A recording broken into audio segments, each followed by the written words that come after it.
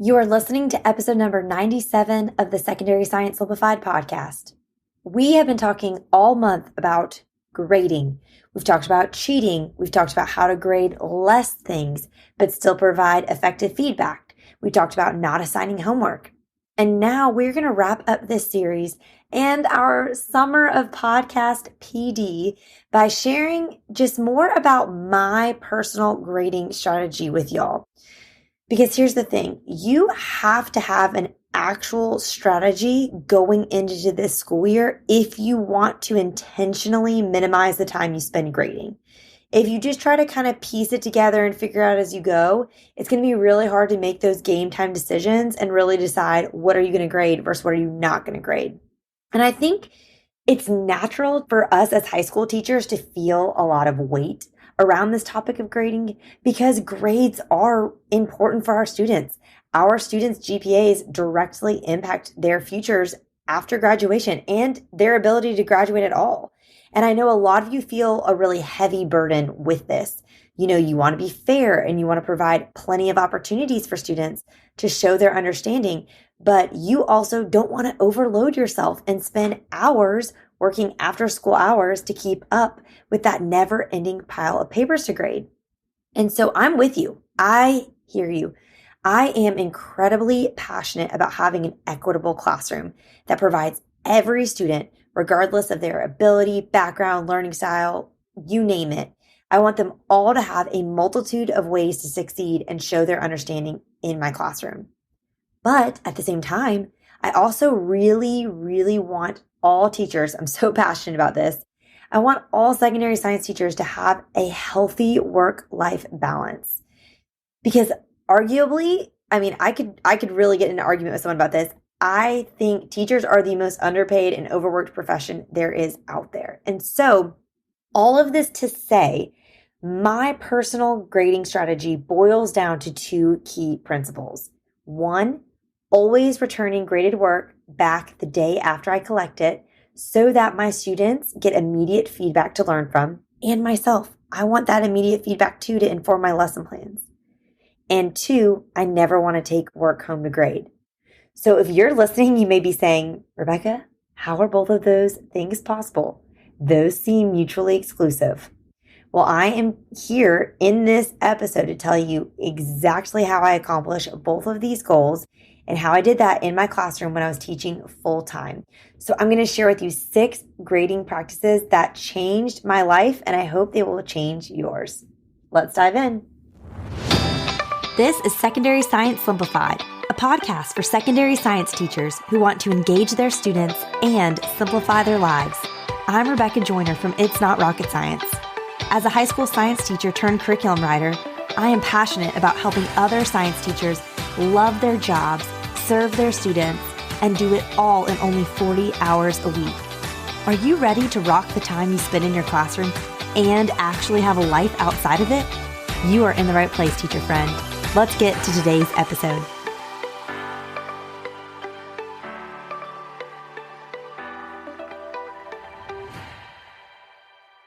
Okay, so like I said at the top of the episode, this is all about my personal grading strategy and the 6 tips I use to accomplish that grading strategy that I mentioned of getting work back within 24 hours and not taking work home to grade. Now, your personal grading strategy may be different from mine, and that's totally okay. But this is my podcast, so I'm going to share my strategy and what has worked for me, and I hope that it will serve you. And then after we go through these 6 tips, at the end of the episode, there are some questions. I've been trying to answer the questions you guys submitted to my Instagram DMs. I've been trying to answer those like throughout this series, but there are a couple of kind of random ones that I never really got to. And so I'm going to kind of rapid fire answer those at the end of the episode. So if you've been waiting for the answers to your questions, it's coming this episode. Okay, so like I said, you need to come up with your own personal grading strategy. You need to decide, a la Lazy Genius, Kendra Adachi, I speak about her all the time. You need to decide what matters most to you. And I think when you're deciding what matters most to you when developing your personal grading strategy, you really should not pick more than 1 or 2 things. I think when you have 3 to 5 priorities, those really aren't priorities anymore because that's too many things. It's too impossible for you to manage. So I really want you to have 1 or 2 max. key priorities. Like I said, mine were always return graded work the day after I collect it so that students and myself get that immediate feedback, and then never take work home to grade. And if you're picking two, you kind of need to decide which one of those is most important to you. Because sometimes, again, for it to be a true priority, it has to actually be a priority and something that can be held above as your highest standard. And so for me, my number one priority is getting it back in 24 hours. My number two is not taking work home to grade for me personally. And so those are the lenses through which I make every decision about how I grade. And so I want you to do that as well. One, maybe two. Do not come up with more than two. Okay.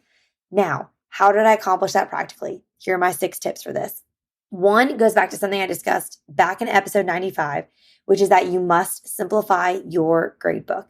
If you want to start grading less things, you cannot have 5 or 6 categories in your grade book where you're having to plug in grades.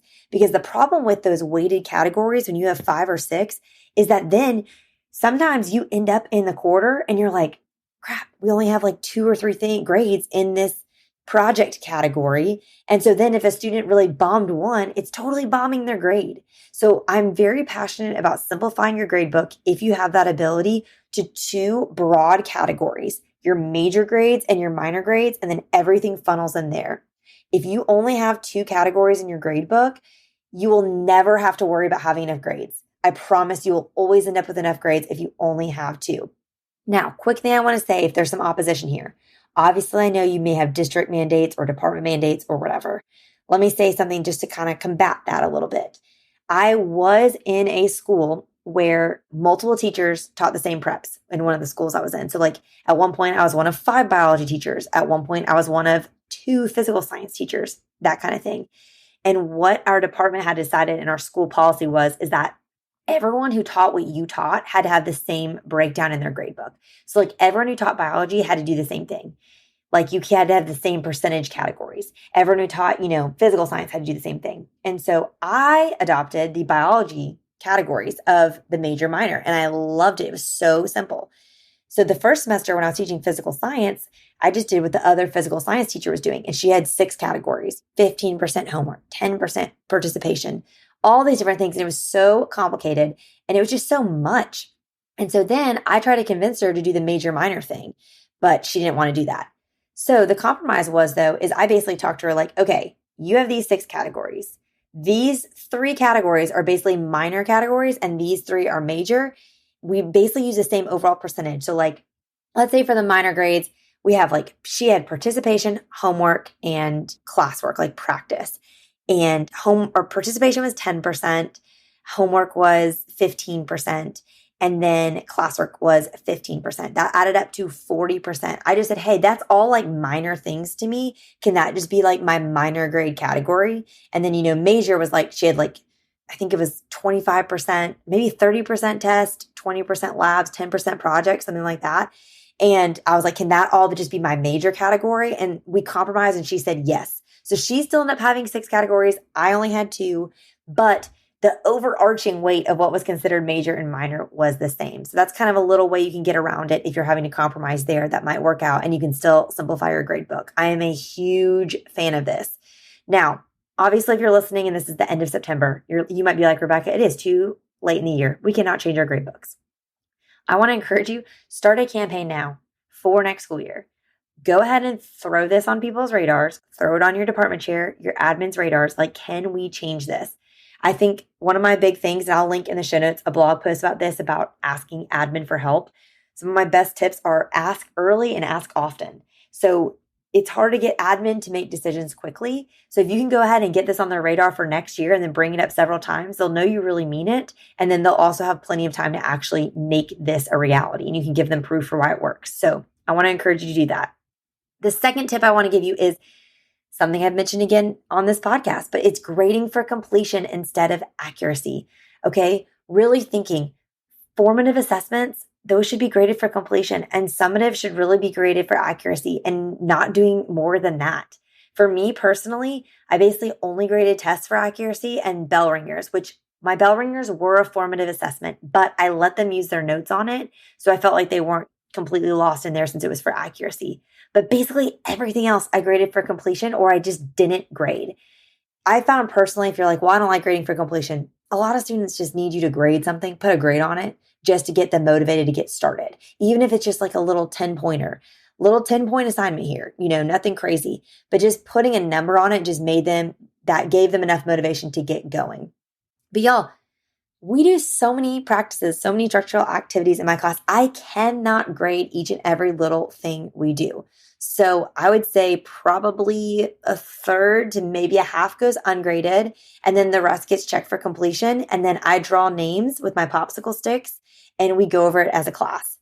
That's it. That's what I love, love, love doing. And it has served me and my students well. The majority of my grades are completion grades because that's 10,000 times faster than collecting and grading everything for accuracy. And again, remember my number one priority is that 24-hour turnaround time. And if I'm collecting everything and grading for accuracy, I can't do that. Now, remember, the motivation behind that 24-hour turnaround time is the immediate feedback. And if I'm checking grades for completion, I'm able to give that immediate feedback. Am I giving it to them personally, written down on their paper? No. But I'm giving it to as the class.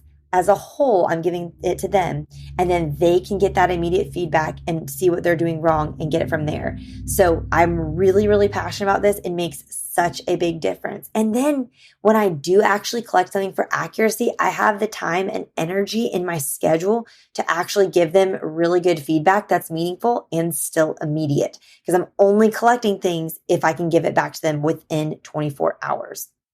Now, a big part of this was not assigning homework to help me kind of not have as much stuff to grade. That's been a big game changer. I talk about this a lot in the previous episode, but some people have said, but like, what about those students who need extra practice? So they need homework to get that extra practice in.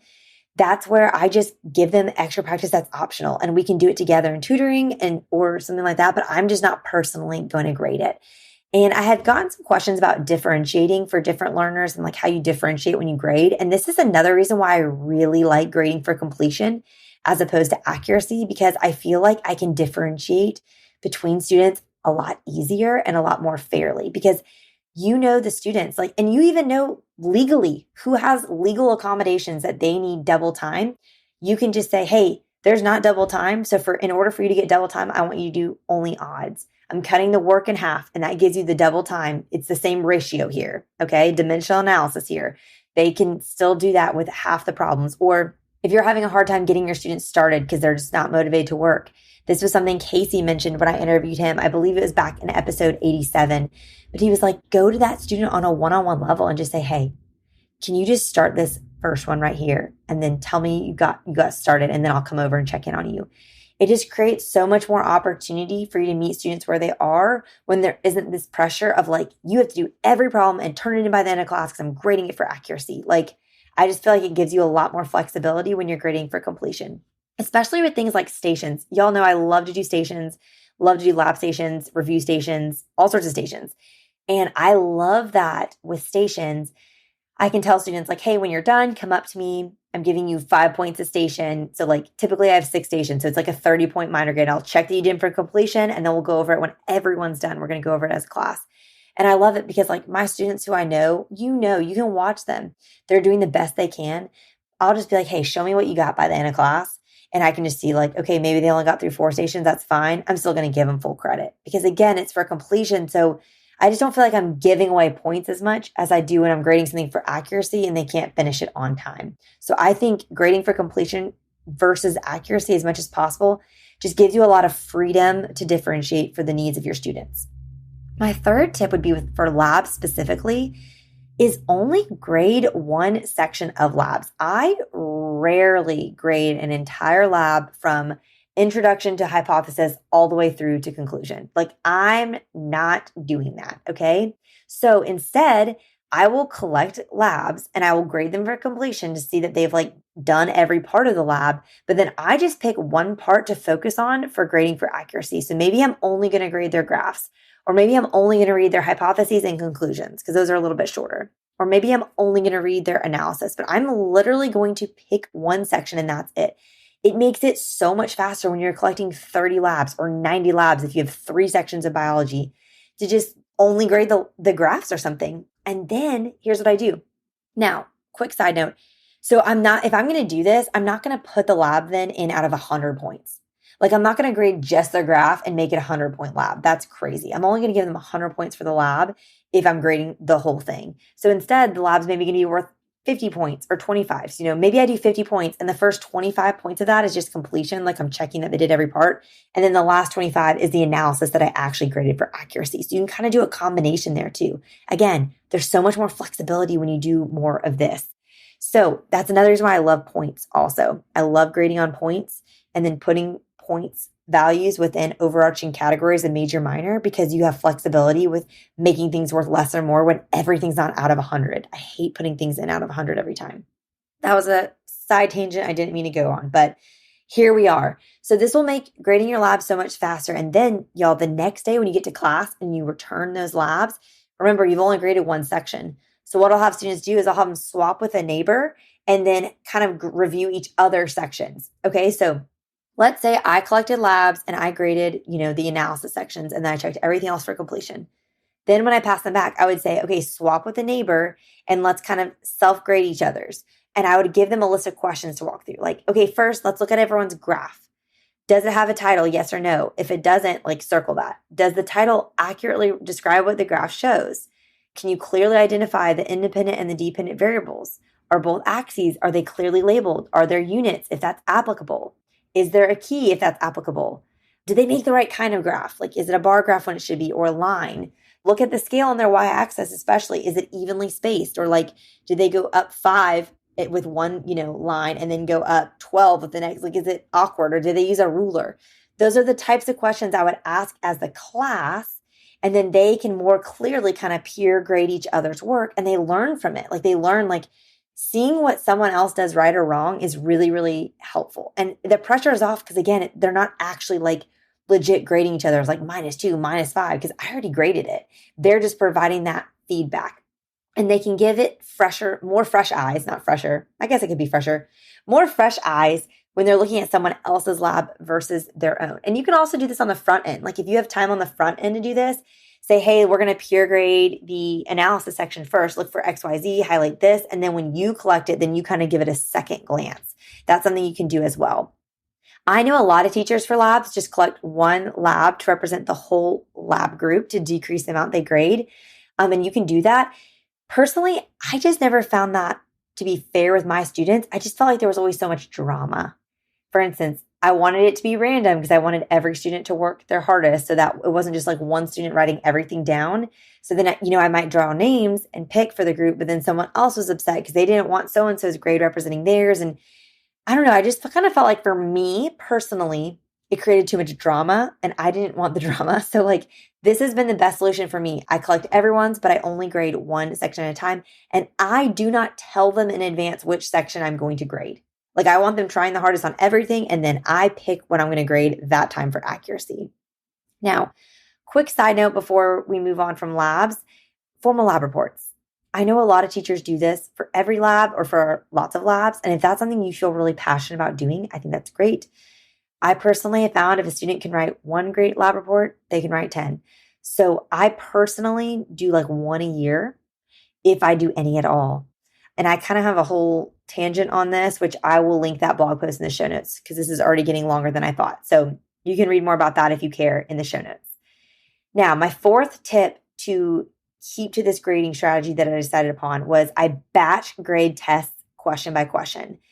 And so what I mean by that is batching just means you're going to do a lot of the same task at once over and over again. And this increases efficiency and thus decreases the amount of time you spend grading. So if I have 3 sections of CP biology, they're all taking their test the same day, I'm going to grade all 3 of their tests at once. And then I'm going to also batch grade by the actual questions on the test. So first, I do a quick batch grade of multiple choice. And I know a lot of you have Scantrons or things like that, which you can do, but I just do it by hand. I can do it so fast. So I batch grade their multiple choice. I can do 120 question multiple choice is in 5 minutes. That's so fast. But then from there, I grade every open response question one by one. So let's say I'm grading 75 tests. I grade everyone's question number 21 at the same time. Then I grade all of question number 22, all 75 student answers. And this is so helpful because you memorize the answer to the question, and then you can read them so quickly and just fly through your feedback, because a lot of students will make the same errors.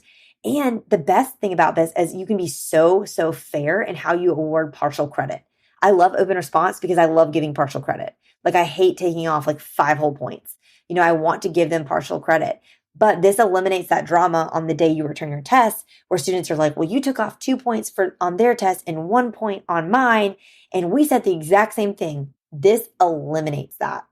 And so something I love with this too is my friend Michelle Brasso, she introduced me this idea. She actually like lays out all of her tests in rows on her desk, and then she walks and grades each test one at a time if you want to kind of get out of your seat. But I also just love, I like to do separate answer sheets for my tests. And then that way I only have like a 1 to 3 page answer sheet I'm flipping through, as opposed to like a 6 to 8 page test. It's just less flipping as you go through the questions. But again, that's just a personal preference. So I really recommend this. Like, it sounds like it won't be as fast, but I promise you, you will shave off time if you do question by question. And it's going to make your grading more fair, and you're going to give partial credit better, and you can be more objective. So highly recommend. Another thing that helps with this, and that it helps with, again, being faster, but also being more fair, is using rubrics whenever you can. And here's why I love rubrics. Yes, they take more time on the front end, but once you have a rubric, you just reuse it for life. And you can use like the same rubric for almost every assessment, just making small adjustments and kind of tweaking the wording for each one. So when I make them, I basically start by making the categories that I want to assess. Those are my rows. Okay, so I'll make the categories. Like, I'm going to assess their research. I'm going to assess their content. I'm going to assess their appearance. I'm going to assess, the overall, like whatever. I have the categories. And then at the top in the columns, I pick 4 standards or benchmarks that students can reach. So I have an excellent column, a satisfactory, a needs improvement, and an unacceptable. And then I divide up the points among those columns, and then I just fill in the blanks with what I'm actually expecting. And then from there, you can tweak this every time. I have a free resource in my TPT store. It's a design a children's book review project that I like to use at the end of the semester. And again, it's totally free. It has a rubric in there, and it's editable. And so you can download that. I'll link it in the show notes, and change this and use that just as an example to start making rubrics yourself. But once you have a rubric, it's so fast. Like, you just have your stack of projects, or even like your stack of, whatever activity you're grading, little in-class activity, and you have the rubric, and you can just like circle things. And I love a rubric too, because it's just a great visual for students, and it makes the expectations really, really clear. And it eliminates a lot of the confusion later if they wonder why they got the grade they did, because you give them the rubric in advance. They have the targets, they know exactly what to do, and then it's so easy for you to grade it. Rubrics also too, they simplify your grading, but then they also just provide a lot of flexibility for differentiating and deciding, what meets each criteria. But again, still being able to be concrete and fair. And I love rubrics for anything that's like creative or just like abstract, where it's not as clearly like a right or wrong. A rubric is my go-to. So my best advice when you're not sure how to grade something is, when in doubt, rubric it out. That's what I would say. And then my 6th and final grading tip for you guys is to schedule when you are doing labs, tests, projects, or anything you plan on collecting from students. And here's why. I stagger them. Remember, I talked about this in a previous episode, I try to only collect one thing per class per week. So if I'm collecting a lab, I'm not also collecting a test that week. If I'm collecting a project, I'm not also collecting a lab. Okay, one thing per class per week. Most of you have 18 weeks in a semester, so that's 18 grades per semester, plus all the things that you might be grading for completion. Okay, it's plenty of stuff. And I keep a calendar literally on my desk. I will link one in the show notes. It's like so simple. It's a monthly calendar. And I choose a color per class, and I use those friction erasable pens. So I have a color, and I'll put on there like, okay, this Monday is when Bio 1 CP's test is. So I'm not going to collect anything from any of my other preps on this day. But Tuesday, I can do biology honors test on this day. Or Wednesday, I'll collect that project from my anatomy class. And then Thursday, I'll do a lab in chem. That way, I'm only doing one thing per class, and I can spread it out. And that way, I have plenty of time during my planning period to actually grade all that stuff, so I'm not having to take it home. It's such a game changer. I highly recommend this strategy. So creating a calendar, having a schedule, staggering when you're collecting stuff so that you don't get overwhelmed. I think one of the problems is we just aren't strategic with how we're planning when things are due. And then it's like, oh my gosh, I ended up having a test in every class today, which is kind of nice because it's kind of just like a more chill day, I feel like, because you're just monitoring all day. But then, the day ends and you're like, cool, I have 150 tests to grade. So I really recommend staggering your things. So those are my 6 best tips. I'll run through them one last time real quickly. And then I've got your questions to answer. So simplify your grade book, grade for completion instead of accuracy whenever you can. Only grade one section of labs. Batch grade your tests question by question. Use rubrics whenever you can, and then schedule your labs, your tests, your projects, anything you're collecting so that you can stagger them and not be overwhelmed by the amount you are actually bringing home to grade. Okay, now here are these last few. I'm going to try to do these rapid fire that I got from you guys. One question was just how to be objective when grading lab reports or just labs in general. Again, I don't do a lot of lab reports. I'll link that in the show notes. But again, I think only doing one section and really zeroing in on that one section is really helpful. I think graphs are really easy to be objective about because there's so many practical things like I listed above, like the title and all of this that needs to be right. But also have a rubric. Make a rubric for how you grade lab reports. I include one with every single unit, every single lab I do. I include my lab report rubric and checklist. I think checklists are really helpful too.